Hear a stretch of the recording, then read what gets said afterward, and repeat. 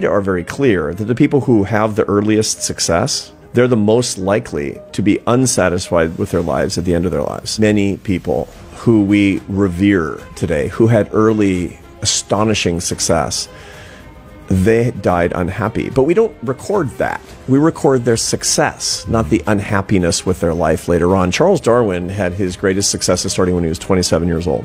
And for 30 years, he was rich, he was famous, he was the man. But then his progress stopped. It stopped because he didn't have the mathematical ability to keep up with his own research. His research passed him by, technically. And there was actually an advance that he needed that today we call genetics that he couldn't understand. It was written in German. He didn't study German. He was a bad student. He didn't do his mathematics homework. He never learned very much about statistics. And so the result was that he was left in the dust, which happens to people in their 40s and at most their early 50s based on their early success. And he spent the last 20 years of his life complaining about the disappointing... he wrote 11 books after that point, but they're all sort of derivative. They're like straw. And he said, I don't have the energy to do any work that I really find satisfying to his friends. And, he died disappointed. He died sad. Maybe the greatest naturalist of all time died sad. This is not what the world tells you. The world says, bust your pick. Get as early as you can. Get 10,000 hours, man. Kill it, bank it, and if so what, the sine qua non of happiness excellence, retire at 40.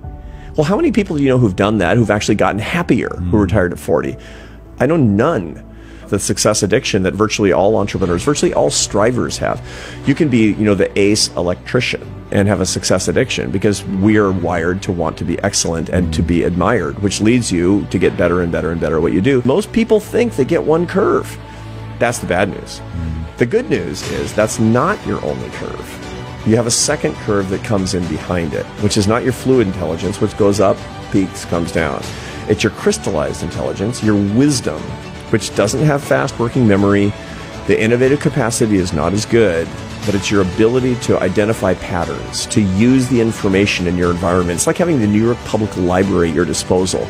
It takes a while to get the information. Like, I can't remember that thing because it's on the 4th floor back in the stacks. I got to send my guy to get it, but it's in there, and you can use this information to be a teacher, to be a historian, to have actual wisdom.